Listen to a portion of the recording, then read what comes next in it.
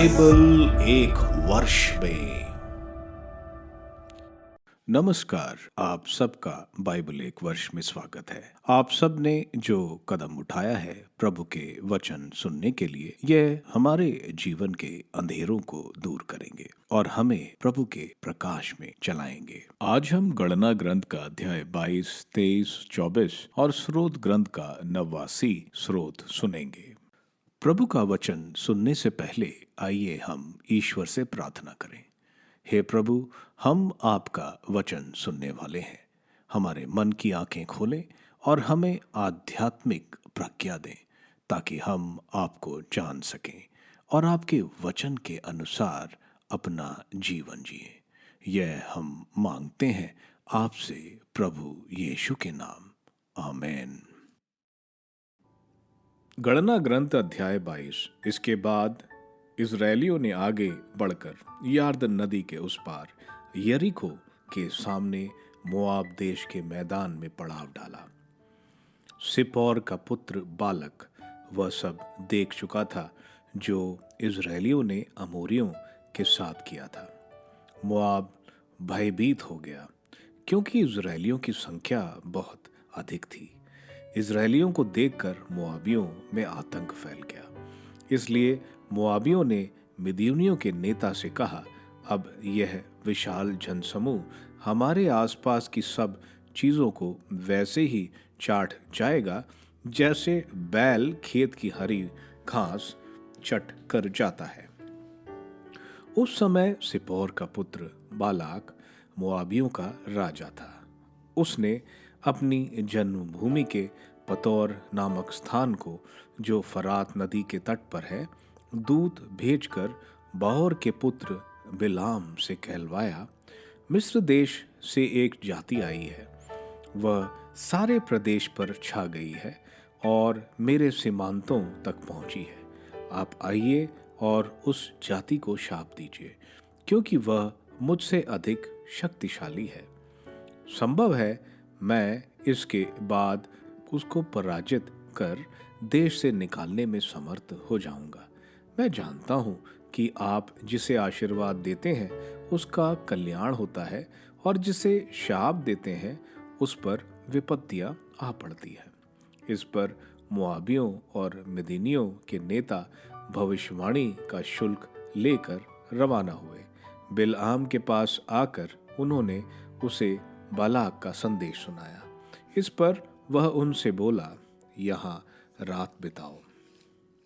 इसके बाद मैं तुमको प्रभु का उत्तर बताऊंगा। मोआब के नेता बिलाम के यहाँ ठहर गया। ईश्वर ने बिलाम को दर्शन देकर उससे पूछा, तुम्हारे यहाँ रहने वाले लोग कौन हैं? बिलाम ने ईश्वर को उत्तर दिया, मोआबियों के राजा सिपौर के पुत्र बालक ने उन्हें मेरे यहाँ यह कहने के लिए भेजा है कि मिस्र से एक जाति आई है, वह सारे प्रदेश पर छा गई है। आप आइए और उस जाति को शाप दीजिए। संभव है कि इसके बाद मैं उसको पराजित कर भगाने में समर्थ हो जाऊंगा। इस पर ईश्वर ने बिलाम से कहा, तुम इनके साथ नहीं जाओ और उस जाति को शाप मत दो, क्योंकि वह जाति धन्य है। सवेरे उठने पर बिलाम ने बालक के नेताओं को यह संदेश दिया, अपने देश लौट जाओ, क्योंकि प्रभु ने मुझे तुम्हारे साथ जाने की अनुमति नहीं दी। इस पर मोआबी नेता चले गए। बालाक के पास पहुंचने पर उससे बोले, बिलाम ने हमारे साथ आना अस्वीकार किया। इस पर बालाक ने फिर नेताओं को भेजा जो पहले नेताओं से अधिक प्रतिष्ठित और संख्या में अधिक थे। बिलाम के यहाँ पहुंचकर वे उससे बोले, सिपौर का पुत्र बालाक आपसे कहता है कि मेरे यहाँ आना स्वीकार न कीजिए। मैं आपको महान पुरस्कार दूंगा और आप जो कुछ भी कहेंगे मैं वह सब करूंगा। इसलिए आकर मेरे लिए उस जाति को शाप दीजिए। बिलाम ने बालक के लोगों को उत्तर देते हुए कहा, यदि बालक मुझे अपने महल का सारा सोना चांदी भी दे तो भी मैं किसी भी तरह प्रभु के आदेश का उल्लंघन नहीं कर सकता। एक रात मेरे यहाँ ठहरो, मैं पता लगाता हूं कि प्रभु की आज्ञा क्या है। रात को ईश्वर ने बिलाम को दर्शन देकर उससे कहा, यदि ये लोग तुम्हें ले जाने के लिए आए हों तो इनके साथ चले जाओ, परंतु तुम वही कहोगे जिसकी मैं तुम्हें आज्ञा दूंगा। बिलाम का मोआब के लिए प्रस्थान। दूसरे दिन सवेरे उठकर बिलाम ने अपनी गदही कसी और मोआबी नेताओं के साथ चल पड़ा। तब प्रभु को क्रोध हुआ क्योंकि वह उनके साथ चला गया। प्रभु का दूत उसे रोकने के लिए रास्ते में खड़ा हो गया। वह अपनी गदही पर सवार होकर जा रहा था और उसके दो सेवक थे। जब गदही ने प्रभु के दूत को रास्ते में तलवार खींचे खड़ा देखा, तब गदही रास्ते से मुड़कर खेत होकर आगे बढ़ी। इस पर बिलाम गदही के रास्ते पर लाने के लिए मारने लगा। तब प्रभु का दूत दाखबारियों के बीच के संकरे मार्ग पर खड़ा हो गया, जहां दोनों तरफ दीवारें थीं। प्रभु के दूत को देखकर गदही ने दीवार से सटकर निकलना चाहा। उसने बिलाम का पैर दीवार से टकरा दिया, इसलिए उसने उसे फिर मारा। अब प्रभु का दूत कुछ आगे जाकर एक ऐसे संकरे स्थान पर खड़ा हो गया जहां ना तो दाहिने ओर से निकलने की जगह थी और ना बाईं ओर। अब उस गदही ने प्रभु के दूत को देखा, तब वह बिलाम के नीचे बैठ गई। इससे बिलाम को बड़ा क्रोध आया और उसने गदही को लाठी से मारा। इस पर प्रभु ने उस गदही को वाणी दी और वह बिलाम से कहने लगी, मैंने तुम्हारा क्या बिगाड़ा है जो तुमने मुझे 3 बार मारा है? बिलाम ने गदही को उत्तर दिया, इसलिए कि तूने मेरा मजाक उड़ाया है।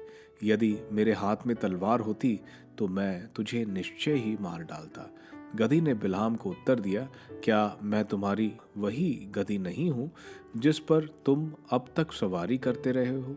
क्या मैंने पहले कभी तुम्हारे साथ ऐसा किया था? उसने उत्तर दिया, नहीं।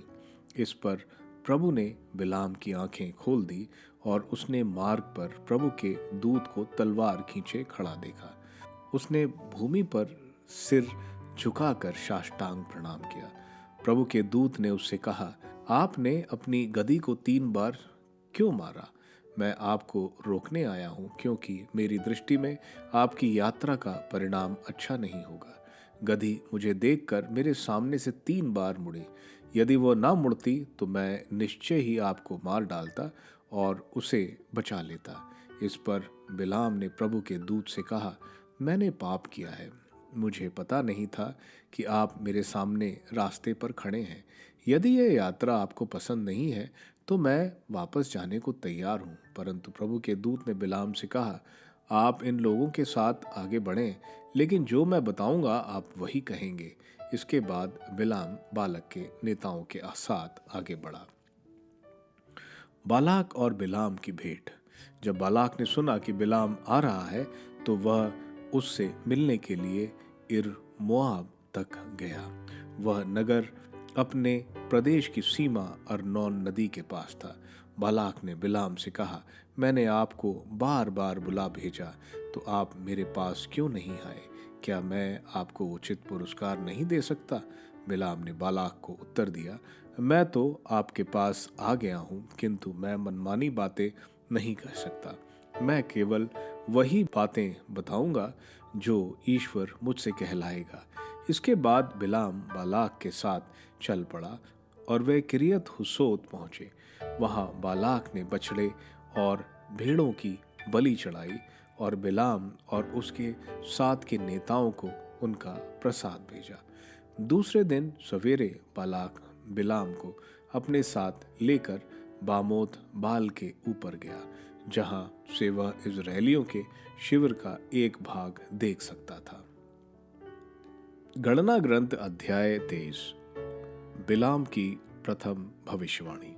तब बिलाम ने बालाक से कहा, यहाँ मेरे लिए 7 वेदियां बनाए और मेरे लिए 7 बछड़े और 7 मेढ़े तैयार रखें। बालाक ने बिलाम की बात मान ली। बालाक और बिलाम ने प्रत्येक वेदी पर एक बछड़ा और एक मेढ़ा चढ़ाया। इस पर बिलाम ने बालाक से कहा, आप अपनी होम बलि के पास खड़े रहें। मैं थोड़ा आगे जाऊंगा। संभव है प्रभु मुझसे मिलने आए। वह मुझ पर जो प्रकट करेगा मैं उसे आपको बता दूंगा। इसके बाद वह एक एकांत स्थान गया। तब ईश्वर ने बिलाम को दर्शन दिए। बिलाम ने उससे कहा, मैं 7 वेदियां तैयार करवाई हैं और प्रत्येक वेदी पर एक बछड़ा और एक मेढ़ा चढ़ाया है। तब प्रभु ने बिलाम को एक संदेश दिया और उसे आज्ञा दी कि वह बालाक के पास लौटकर वह संदेश दोहराए। वह उसके पास लौट गया। बालाक अब तक मोआबी नेताओं के साथ अपनी होम बलि के पास खड़ा था। इस पर बिलाम ने यह गीत सुनाया। बालाक ने मोआब के राजा ने मुझे आराम से पूर्वी पर्वतों से बुलवाया। आओ मेरे लिए याकूब को शाप दो। आओ इज़राइल को धमकी दो, जिसे प्रभु शाप नहीं देता। मैं उसे कैसे शाप दूं? जिसे प्रभु नहीं धमकाता मैं उसे कैसे धमकी दूं? चट्टानों के शिखर पर से मैं उसे देखता हूँ।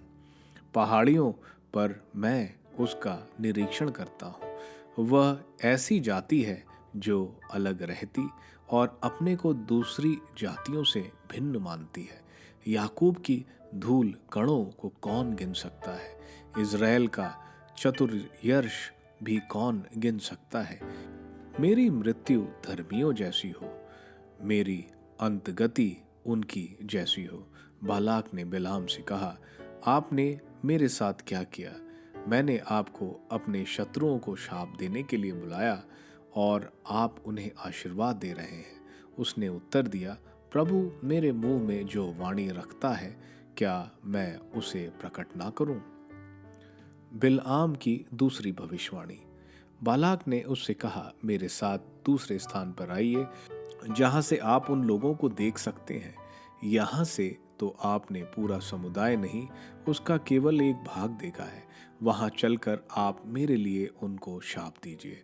तब वह उसे सौफीम के मैदान में पिसगा की चोटी पर ले गया। वहां उसने 7 वेदियां बनवाई और प्रत्येक वेदी पर एक बछड़ा और एक मेढ़ा चढ़ाया। बिलाम ने बालाक से कहा, आप यहाँ अपनी होम बलि के पास खड़े रहें, मैं वहां जाकर प्रभु के दर्शनों की प्रतीक्षा करूंगा। प्रभु ने बिलाम को दर्शन देकर एक संदेश दिया और आज्ञा दी कि वह बालाक के पास लौटकर वो संदेश दोहराए। वह उसके पास लौट आया। बालाक अब तक मोआबी नेताओं के साथ अपनी होम बलि के पास खड़ा था। बालाक ने उससे पूछा, प्रभु ने क्या कहा? तब बिलाम ने यह गीत सुनाया। बालाक, सावधान होकर सुनो, सिपोर के पुत्र, मेरी बात पर कान दो। ईश्वर मनुष्य नहीं है, वह झूठ नहीं बोलता। मनुष्य की संतान नहीं है, वह अपनी बात वापस नहीं लेता। क्या वह कहेगा और करेगा नहीं? प्रतिज्ञा करेगा और उसे पूरा नहीं करेगा? उसने मुझे आशीर्वाद देने का आदेश दिया। उसने आशीर्वाद दिया, मैं उसे बदल नहीं सकता। याकूब का कोई दुर्भाग्य नहीं दिखाई देता। इज़राइल की कोई विपत्ति देखने में नहीं आती। प्रभु उसका ईश्वर उसके साथ है। इज़राइल उसे अपना राजा मानता है। ईश्वर उसे मिस्र से निकाल लाया। उसने उसे जंगली सांड जैसी शक्ति दी है। याकूब के विरुद्ध अभिचार व्यर्थ है। इज़राइल के विरुद्ध कोई तंत्र मंत्र नहीं चलता। अब याकूब पर प्रकट किया जाएगा। अब इज़राइल जान जाएगा कि ईश्वर ने उसके लिए क्या किया है। यह जाति सिंहनी की तरह उठती है, सिंह की तरह खड़ी हो जाती है, जो शिकार फाड़े और उसका रक्त पिए बिना विश्राम करने का नाम नहीं लेती। यह सुनकर बालाक ने बिलाम से कहा, यदि आप उन्हें शाप देने में असमर्थ हों तो आशीर्वाद भी नहीं दें। बिलाम ने बालक को उत्तर दिया, क्या मैंने आपसे नहीं कहा था कि प्रभु मुझसे जो कहेगा मैं वही करूंगा? बिलाम की तीसरी भविष्यवाणी। तब बालाक ने बिलाम से कहा, आइए मैं आपको किसी और स्थान ले चलूं। हो सकता है कि आप वहां से ईश्वर की प्रेरणा से मेरे लिए उन्हें शाप दे सकें। इसलिए बालाक बिलाम को पाओर की चोटी पर ले गया, जहां से रेगिस्तान दिखाई देता था। वहां बिलाम ने बालाक से कहा, यहाँ मेरे लिए 7 वेदियां बनवाइए और मेरे लिए 7 बछड़े और 7 मेढ़े तैयार करिए। बालाक ने बिलाम की बात मान ली और प्रत्येक वेदी पर एक बछड़ा और एक मेढ़ा चढ़ाया। गणना ग्रंथ अध्याय 24। बिलाम ने देखा कि प्रभु इजरायलियों को आशीर्वाद देना चाहता है, इसलिए उसने पहले की तरह तंत्र मंत्र छोड़कर अपनी आंखें ऊपर उठाई और इजरायलियों को देखा जो अपने अपने वंश के अनुसार शिविर डाल चुके थे। ईश्वर का आत्मा उस पर उतरा और वह अपना यह काव्य सुनाने लगा। यह बोआर के पुत्र बिलाम की भविष्यवाणी है। यह उस मनुष्य की भविष्यवाणी है जो रहस्य देखता है। यह उसकी भविष्यवाणी है जो ईश्वर के वचन सुनता और आत्मा से अविष्ट होकर सर्वशक्तिमान के दर्शन करता है। याकूब, तुम्हारे तंबू कितने सुंदर हैं। इज़राइल, तुम्हारे निवास कितने रमणीय हैं। वे घाटियों की तरह फैले हुए हैं, नदी के किनारे उद्यानों की तरह, ईश्वर द्वारा लगाए अंगुरू वृक्षों की तरह, जल स्रोत के निकट के देवदारों की तरह। इजरायलियों के पात्र जल से भरे रहेंगे। उनके बोए हुए खेतों की भरपूर सिंचाई होगी। उनका राजा अगाग से भी महान होगा और उसका राजाधिकार बढ़ाया जाएगा। ईश्वर उसे मिस्र से निकाल लाया। उसने उसके जंगली सांड जैसी शक्ति दी। वह विरोधी राष्ट्रों को खा जाता और उनकी हड्डियां तोड़ता है। वह उन्हें अपने बाड़ों से छेदता है। वह सिंह की तरह झुक कर बैठा है, सिंहनी की तरह झुक कर बैठा है। उसे ललकारने का साहस कौन करेगा? जो उसे आशीर्वाद दे उसे आशीर्वाद प्राप्त हो, जो उसे अभिशाप दे वह अभिशप्त हो। बिलाम की चौथी भविष्यवाणी। इसे सुनने के बाद बालाक को बिलाम पर क्रोध हो गया। उसने हाथ पर हाथ मारकर बिलाम से कहा, मैंने आपको अपने क्षत्रियों को शाप देने के लिए बुलाया था। इसके विपरीत आपने उन्हें 3 बार आशीर्वाद दिया है। आप तुरंत अपने घर लौट जाइए।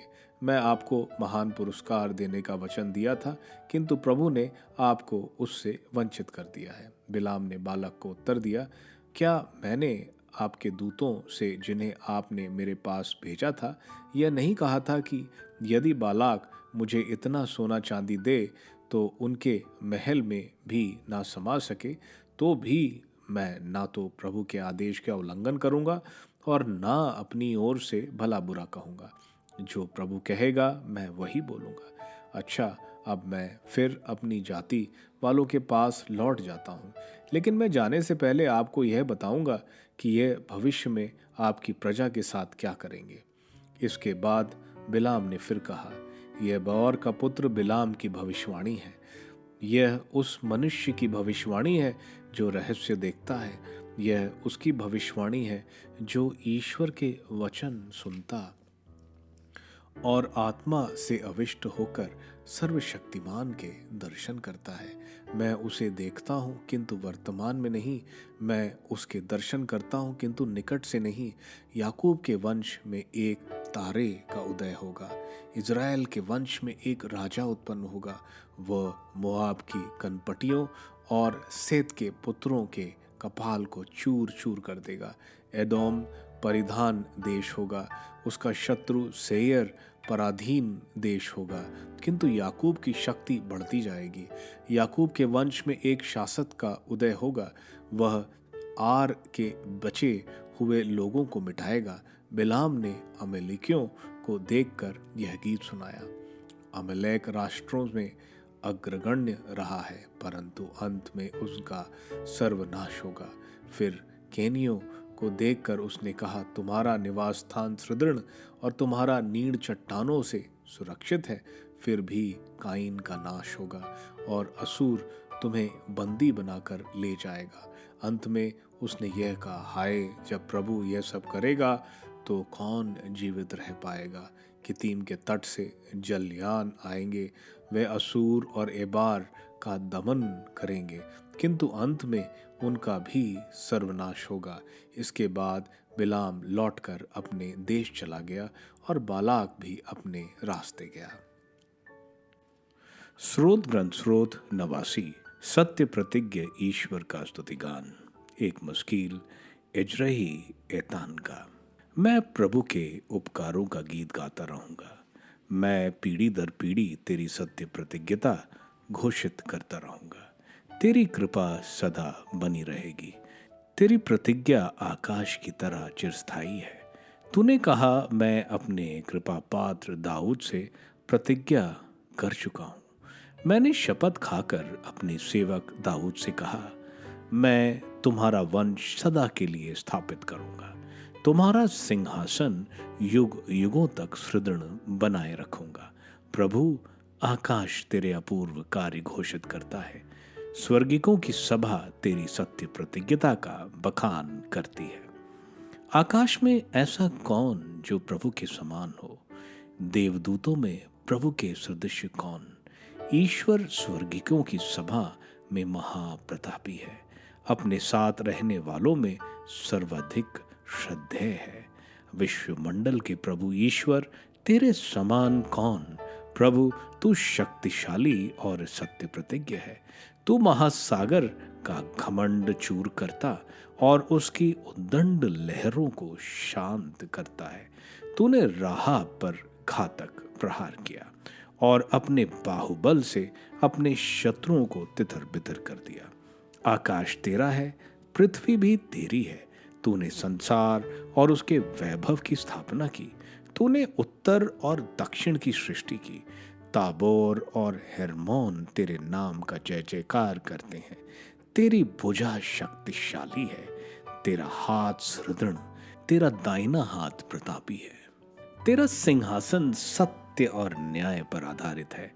प्रेम और सत्य प्रतिज्ञता तेरे आगे आगे चलती है। प्रभु, धन्य है वह प्रजा जो तेरा जय जयकार करती है और तेरे मुखमंडल की ज्योति में चलती है। वह दिन भर तेरे नाम पर आनंद मनाती और तेरे न्याय पर गौरव करती है, क्योंकि तू ही उसके बल की शोभा है। तेरे कृपा में हमारा सामर्थ्य बढ़ता है। प्रभु ही हमारी रक्षा करता है। इज़राइल का परम पावन ईश्वर हमारे राजा को संभालता है। तूने प्राचीन काल में प्रदर्शन देकर अपने भक्तों से यह कहा, मैंने एक शूरवीर की सहायता की है। जनता में एक नवयुवक को ऊपर उठाया है। मैंने अपने सेवक दाऊद को चुनकर अपने पवित्र तेल से उसका अभिषेक किया है। मेरे हाथ उसे संभालता रहेगा। मेरे बाहुबल उसे शक्ति प्रदान करेगा। कोई शत्रु धोखे से उस पर आक्रमण नहीं कर पाएंगे। कोई विद्रोही उसे नीचा नहीं दिखा सकेंगे।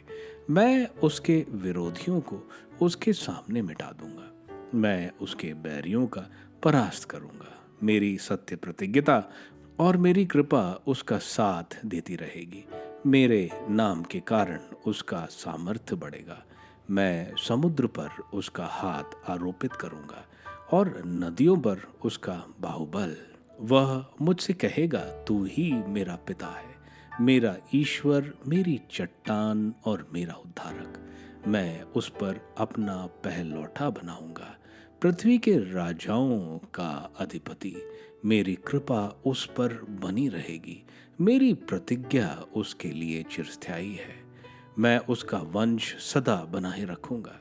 उसका सिंहासन आकाश की तरह चिरस्थायी होगा। यदि उसके पुत्र मेरी संहिता का तिरस्कार करेंगे और मेरी शिक्षा पर नहीं चलेंगे, यदि वे मेरे नियमों का उल्लंघन करेंगे और मेरी आज्ञाओं का पालन नहीं करेंगे, तो मैं उनके अपराधों के कारण उन्हें मारूंगा। उन्हें कोड़े लगाकर अधर्म का दंड दूंगा। किंतु दाऊद के लिए मेरा प्रेम चिरस्थायी है। मेरी प्रतिज्ञा सदा बनी रहेगी। मैं अपनी प्रतिज्ञा भंग नहीं करूंगा। अपने मुख से निकले वचन नहीं बदलूंगा। मैंने सदा के लिए अपनी पवित्रता की शपथ खाई। मैं दाऊद के सामने मिथ्यावादी नहीं बनूंगा। उसके वंश का कभी अंत नहीं होगा। उसका सिंहासन मेरे सामने सूर्य की तरह बना रहेगा। आकाश में निष्ठावान साक्षी सदा बना रहने वाले चंद्रमा की तरह। फिर भी तूने अपने अभिषिक्त को त्यागा, उसे अपमानित होने दिया और उस पर अपना क्रोध प्रकट किया। तूने अपने सेवक के प्रति अपनी प्रतिज्ञा को भंग किया। तूने उसका मुकुट धूल में दूषित होने दिया। तूने उसकी चार दीवारी गिरा दी और उसके गढ़ खंडहर बना दिए। उधर से गुजरने वाले उसे लूटते हैं, उसके पड़ोसी उस पर ताना मारते हैं। तूने उसके शत्रुओं का बाहुबल बढ़ा दिया, तूने उसके विरोधियों को आनंद प्रदान किया, तूने उसकी तलवार की धार भोतरी कर दी। तूने उसे संग्राम में नहीं संभाला, तूने उसका वैभव छीन लिया और उसका सिंहासन भूमि पर उलट दिया। तूने उसके यौवन के दिन घटाए और उसे कलंकित होने दिया। प्रभु, कब तक? क्या तू सदा के लिए छिप गया? क्या तेरा क्रोध आग की तरह जलता रहेगा? गणना ग्रंथ के अध्याय 22 से 24 में हमने देखा कि इज़राइल अपनी जीत जो उन्होंने सिहोन और राजा औग के ऊपर प्राप्त की थी, अब उन्होंने मोआब के मैदान में पड़ाव डाला। यरदन नदी के पूर्व में बालक जो मोआब का राजा था घबरा जाता है, क्योंकि इज़राइल ने शक्तिशाली राजा सिहोन और औग को हराया था। इसलिए वो अब कोई दूसरा तरीका इस्तेमाल करना चाहता है ताकि इज़राइली हार जाएं। तो वह चाहता है कि इज़राइलियों को बिलाम द्वारा शपित किया जाए ताकि इज़राइलियों को हार हो। इसलिए वो बिलाम, जो इज़राइली नहीं था लेकिन ईश्वर से बातचीत करता था और जो ईश्वर की वाणी सुनता था, उसको बुलाने राजा बालक कुछ लोगों को भेजता है। बिलाम ईश्वर से पूछता है और ईश्वर उसको जाने से मना कर देते हैं। बालक इसके बाद कुछ और प्रतिष्ठित अधिकारी भेजता है और बिलाम को पैसे और उपहार का प्रलोभन देता है। बिलाम प्रभु से फिर पूछता है और प्रभु उसको जाने को बोलते हैं। बिलाम को बाइबल में और जगहों में देखने को मिलता है। वहां बिलाम की लालच के बारे में बताया गया है। वो ईश्वर की पूजा तो करता था लेकिन लालची था। ईश्वर अपने भक्त को पवित्र पात्र की तरह चाहते हैं जिसमें कोई अपवित्रता ना हो, जैसे लोभ आदि की। जब बिलाम जाता है तो प्रभु नाराज होते हैं, क्योंकि वो बिलाम के हृदय में जो था उसको पढ़ लेते हैं। ईश्वर इसलिए बिलाम को रास्ते में रोकते हैं। स्वर्गदूत को बिलाम का गधा देख लेता है लेकिन बिलाम नहीं देखता, और यहाँ हम देखते हैं गधा बिलाम से बात करता है। ईश्वर अगर चाहे तो गधा भी बोल सकता है। ईश्वर बिलाम का हृदय जानते हैं और उसको डराना चाहते थे कि बिलाम प्रभु जो बोले वही बोले। इसके बाद वो किरियात हिजोत, जो माउंट नेबो के पास है, वहां जाता है और वहां बलि चढ़ाई जाती है। अध्याय 23 में हम बिलाम द्वारा दो भविष्यवाणियां देखते हैं। जब बिलाम पहाड़ी से इज़राइल को देखता है तो उसे एक विशाल संगठित सेना की तरह नजर आता है। इज़राइल के 12 कुल जो निवास स्थान के इर्द गिर्द संगठित रहते हैं, उनको अगर दूर से देखा जाए तो वह संगठन एक क्रूस की तरह नजर आता है। जहाँ क्रूस है वहाँ कोई शपित नहीं हो सकता है। बिलाम भविष्यवाणी करता है और इज़राइल को आशीर्वाद देता है और कहता है, याकूब के धूल कणों को कौन गिन सकता है। ये वही आशीर्वाद है जो ईश्वर ने उत्पत्ति ग्रंथ के अध्याय 28 वचन 14 में बोले हैं। बालक बिलाम को इज़राइल को शाप देने के लिए बुलाता है, लेकिन वो यहाँ इज़राइल को आशीर्वाद देता है। इसके बाद हम देखते हैं बिलाम दूसरी भविष्यवाणी करता है पिसगा में। पिसगा वो जगह है जहाँ मूसा योशुआ को अपना उत्तराधिकारी बनाता है। यहाँ बिलाम दूसरी भविष्यवाणी करता है कि ईश्वर इज़राइल को आशीष देता है, इज़राइल को मिस्र की दास्तां से निकाला, और तीसरा इज़राइल राष्ट्र की भविष्य में होने वाली सफलताओं के बारे में है। बालक फिर बिल्याम से नाखुश होता है। बालक बिल्याम को लेकर पौर की चोटी पर ले जाता है। पौर में मोआब लोगों के बाल देवता का मंदिर था। बिल्याम भविष्यवाणी करता है कि इज़राइल बहुत संपन्न होगा और पूरी दुनिया में फैलेगा और फूलेगा। एक इज़राइल राजा अगाग जो अमलेकाई को बताता है उससे महान होगा, उसको ईश्वर मिस्र से निकाल कर लाए। ये योशुआ को कुछ हद तक दर्शाता है, लेकिन पूर्णता वो प्रभु यीशु को दर्शाता है, क्योंकि संत यूसुफ और माता मरियम बालक यीशु को लेकर मिस्र से वापस इज़राइल लाए। इसके बाद जो आशीर्वाद अब्राहम को उत्पत्ति ग्रंथ के अध्याय 12 वचन 2 से 3 में ईश्वर ने दिया, उसको बिल्याम यहाँ बोलता है। इसके बाद हम चौथी भविष्यवाणी सुनते हैं। यह भविष्यवाणी मसीहा से तात्पर्य रखती है। याकूब के वंश में एक तारे का उदय होगा। यह तारा हमें मालूम है, जिसको ढूंढकर पूर्व से ज्योतिषी आए। जिन्होंने ये तारा देखा, ये राजाओं के राजा प्रभु यीशु के बारे में है, जैसा कि प्रकाशना ग्रंथ के अध्याय 19 वचन 16 में लिखा है। इसके साथ मोआब, एदोम, अमेलेक सबका अंत होगा। बालक बिलियाम को इज़राइल को शाप देने को लाता है, लेकिन यहाँ उल्टा ही होता है और बिलियाम मोआबियों यानी बालक के वंश को ही शाप देता है। स्रोत नवासी एक शाही स्रोत है जो प्रभु की सत्य प्रतिज्ञता और ईश्वर द्वारा दाऊद से किए अनुबंध की प्रशंसा करता है। प्रभु की श्रेष्ठता सर्वोपरि है और राजा दाऊद राजाओं में श्रेष्ठ है। आगे स्रोतकार दुख व्यक्त कर रहा है कि राजा दाऊद का राज्य खत्म हो गया है। क्या ईश्वर ने अपना मन बदल लिया है और दाऊद के साथ किए गया अनुबंध समाप्त कर दिया है? लेकिन स्रोतकार को पूरा विश्वास है ईश्वर इसको बदलेंगे, अपनी कृपा जरूर प्रकट करेंगे। आप सबको धन्यवाद ईश्वर के वचन सुनने के लिए। मैं आपसे विनती करता हूं कि आप बाइबल एक वर्ष में को दूसरों के साथ शेयर करें, क्योंकि प्रभु का वचन स्वयं प्रभु यीशु है। प्रभु को दूसरों को देने वालों को प्रभु की आशीष जरूर मिलेगी। मैं आप सबका बड़ी बेसब्री से कल इंतजार करूंगा। धन्यवाद।